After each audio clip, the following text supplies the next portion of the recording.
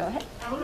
I'm Jacob Komorowski. And I'm Derek Stanlin, and today we're talking about the Islamic State terrorist group, also known as ISIS. ISIS has been a terrorist group that's kind of really made waves of the world in the past few years. I think it's kind of rise to prominence. Started in 2011 and 2012 after we had a security vacuum in the Middle East and the U.S. withdrew its troops. And so now, after gaining territory, they are perhaps the largest growing terrorist organization we've ever seen, and they are committing atrocities on kind of a scope of an unprecedented level, having a lot of people work. All right, if you have any questions, you can start by asking. All right, so ISIS Middle East, is there a primary location that they're in right now? What's their kind of their geographic footprint? Their geographic footprint, their main footprint would be Syria and Iraq. Okay. After the airstrikes, they lost over a fifth of like their land.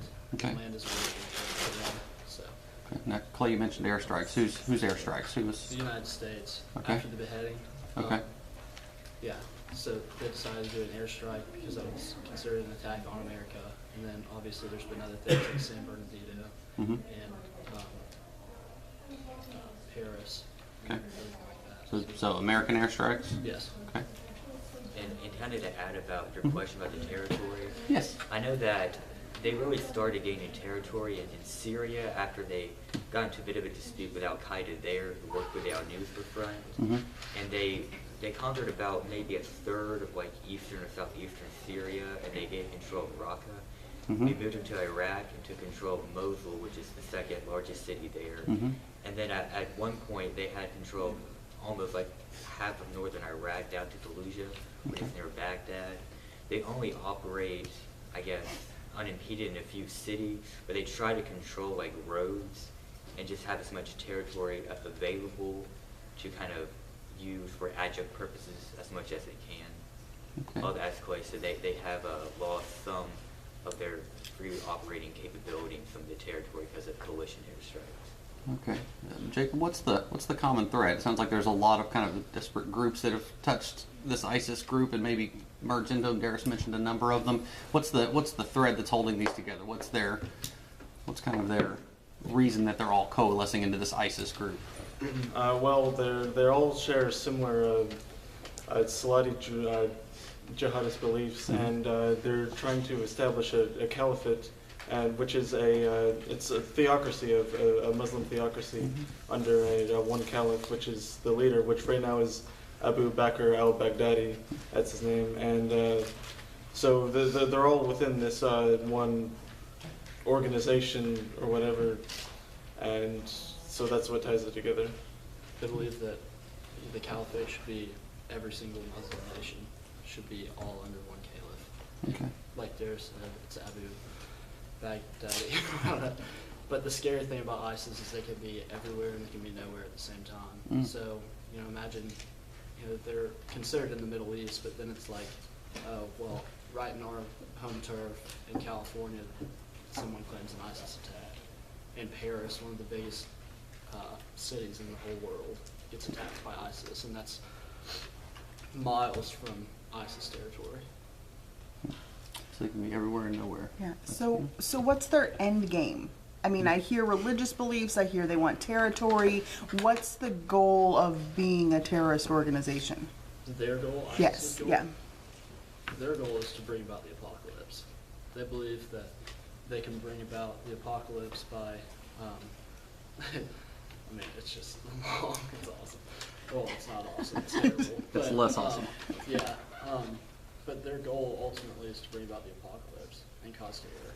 So, do you want to? Yeah, there's a town called Dabiq that is, it's close to the Turkish borders in northern Syria, and they believe that they have to occupy this town Dabiq, and they want to like draw the infidels, all the non-Muslim believers and Muslim apostates to fight them there at Dabiq, because I guess after defeating them, that's supposed to help like accelerate the apocalypse, the end days that come about, and it helps to accelerate the coming of this like antichrist figure called the Dajjal that's supposed to reduce their fighters to about 5,000 people Then they believe that Jesus Christ will come back in Jerusalem and kill this Dajjal or Antichrist figure, and then they ultimately have like this victory. But part of their beliefs is they believe that all Muslims, true Muslims, have a religious duty to immigrate to the Caliph's territory. Yeah. They should want to be a part of this new caliphate. So anybody who refuses to do that is considered an apostate by them. They believe that the apocalypse will come about like by a series of losses, and then they're going to eventually end up overtaking Israel. And I brought my Bible as just a reference because Psalm 46:5 says, "God is within her; she will not fail. God will help her at break of day." We've all heard that Israel won't be overtaken, and that's a big reason to believe in God, because like it says clearly in the Bible that Israel won't be overtaken. And you look at the Middle East, the map of the Middle East, and everything is like pretty much ran by Muslims or ISIS or anything, and then there's Israel right there in the smack dab middle of it, and you know, it's still going strong. But they believe that they're going to take over Israel and go all the way to Jerusalem, and yeah, like Darius said, Jesus is going to come down, who's the second most revered prophet according to them, behind Muhammad and Satan. So this is an apocalyptic cult we've talked about, right?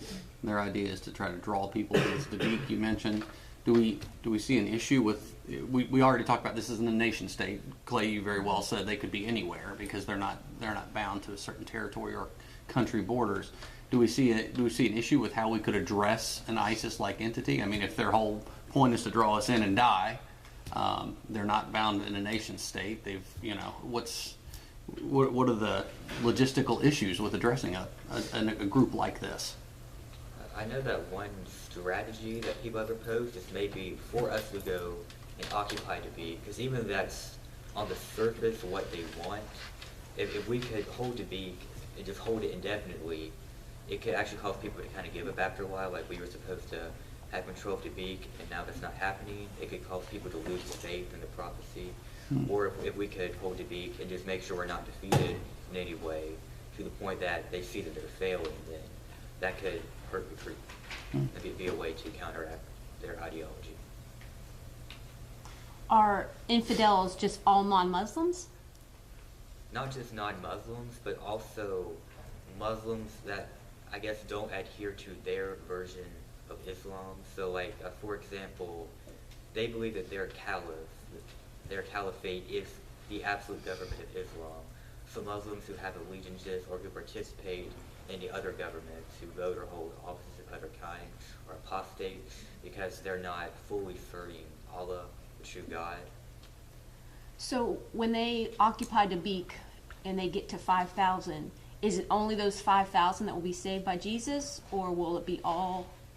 Well, I suppose all the people before them who still kind of held true to their beliefs and who died as martyrs for their cause will also be rewarded by Allah in heaven, so that they would be saved also. They just might not get to live till the actual time of the end days.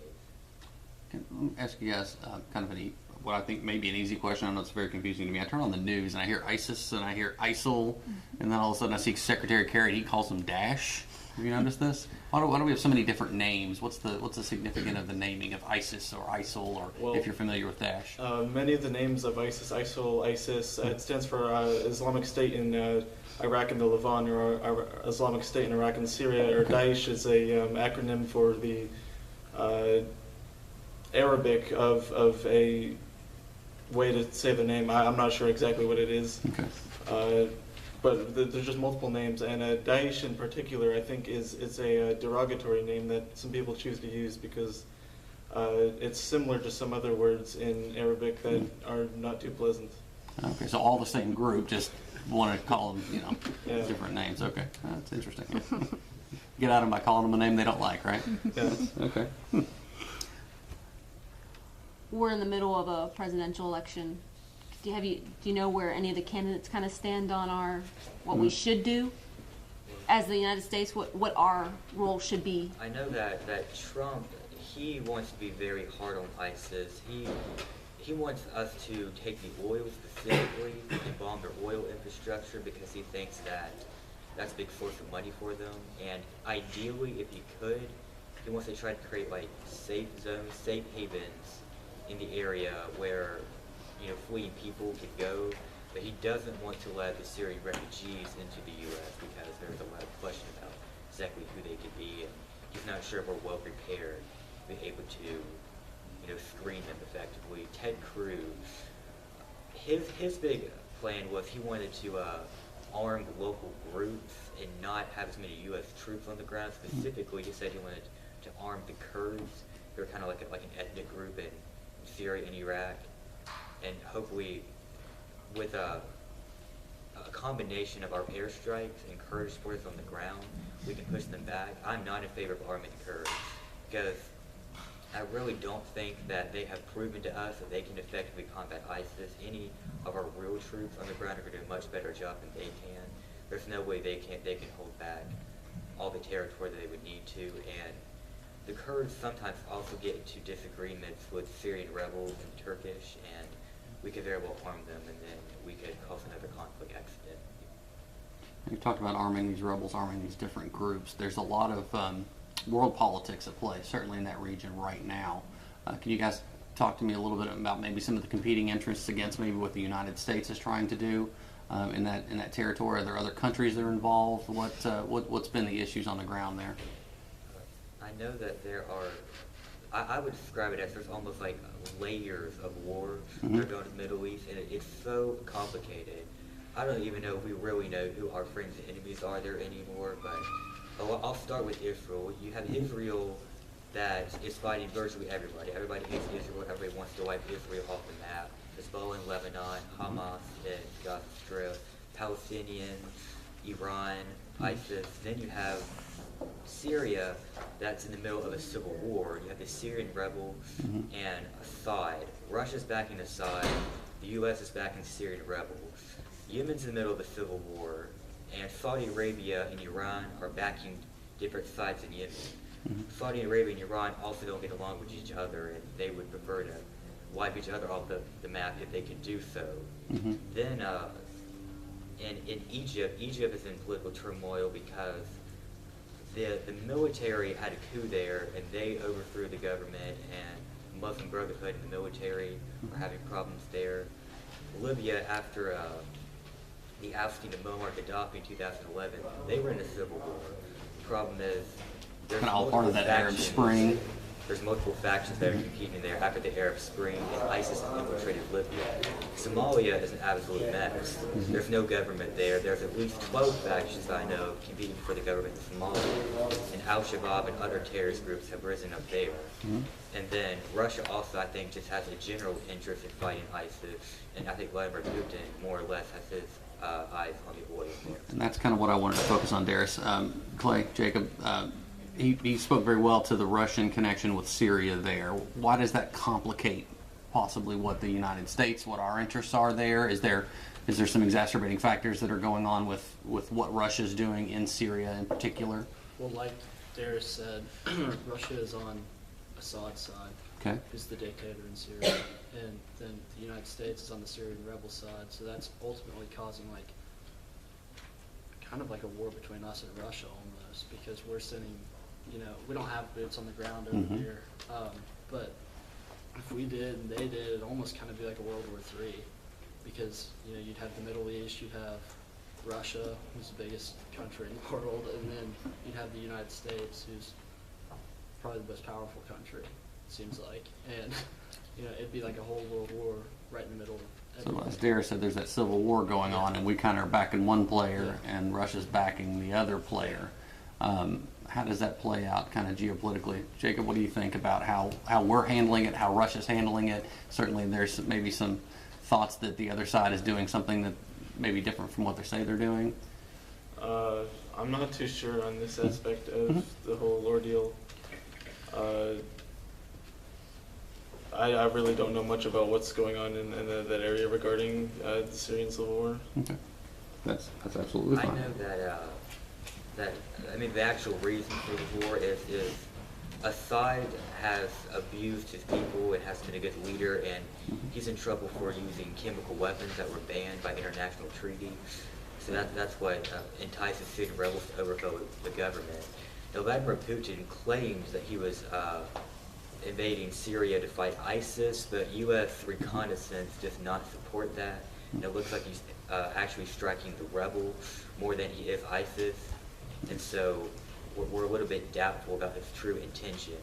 I know that after the Ukraine crisis, Europe is kind of trying to determine what their overall stance is going to be towards Russia, but they were Russia's largest trading partner with oil, but because of Ukraine's war with Russia, they were trying to disrupt Russia's oil sales to Europe. So Vladimir Putin wanted to build an alternative pipeline through like Turkey and the Black Sea called the South Stream to Europe. That got disrupted, so now I think he's back in the side, maybe in hope that in return he can get access to Syria's oil and find some alternatives. Certainly, we've talked about how unconventional ISIS is, and that it's not bound by country borders. It doesn't march under really a flag or a uniformed military. They've also done some other things that are kind of unconventional in the way that they've been, I guess, spreading their propaganda. Can you guys talk to me a little bit about what's going on in social media? How are they able to reach into San Bernardino or places here in the United States when they're not bound by those borders? Well, they present this image that they're almost invincible and protected by God, so it appeals to many people, especially Muslims who desire that or something like that. So then they go and they join it, and then that's how they recruit, really. And then they'll have these brutal executions, or they actually train soldiers to be really brutal, and it's a scare tactic, and it's a recruitment tactic for people who want to be on their side. And so they'll have these brutal executions, and they'll use social media. They'll record it and they'll put it out on social media, and it can reach anywhere in the world, really. And just like a side note, like they have like a magazine or like a newsletter or something. It's called like the Dabiq magazine, which like signifies that city's importance. But you know, like it all kind of started at the beginning because you know they were originally in Iraq, and then they crossed the border into Syria. Baghdadi sent one of his like main men into Syria, and they started building an army there in Syria. And Assad let them grow to fight the Syrian rebels. So then they like all came back together, and now like ISIS is so much bigger because they came across the border and they came back. But it's like there's kind of like a form of lawlessness. Like they cross the borders, come all around. You know, Bin Laden went from Afghanistan back to Iraq, then to Pakistan, and I mean it's just like they're free to go, you know. And I don't know, but like Jacob said, there's been huge executions and everything like that, and like it's still out there, like it's still online, and it's sad. You mentioned the executions. Talk a little bit about who are they executing? Is there certain groups? Are there people they're targeting? Are these just political prisoners? What are some of these groups that they're and maybe some of the reasoning why, if you can extrapolate that? They really execute both non-Muslims and moderate Muslims who don't agree to follow their views. But it seems as though more of their targets are actually moderate Muslims because in their ideology, they feel like it's a worse offense to be a Muslim and then to have strayed away from their religion or become an infidel in that they don't follow the Islamic State's views than to be like a Christian or Jew who never believed Islam in the first place. And so they might just shoot them, they might bomb them. Sometimes they like drown them in cages, they cut their heads off with swords. I even heard of an instance where they had captured a Jordanian fighter pilot, and they put him inside a cage and set up a video camera to record it because they posted it to the world later. But they lit him alive on fire and just watched him burn to death, and then posted it for the whole world to see. So Yes, they did. just almost medieval, barbaric-like execution. Is that a conversion tactic, do you think? Are they doing it in hopes that people will be like, oh, if we don't convert, this is what will happen to us? Like, I think it's more that they're hoping they can terrorize people as much as they possibly can to make the conflict between the West and the Islamic people, I guess, not as long.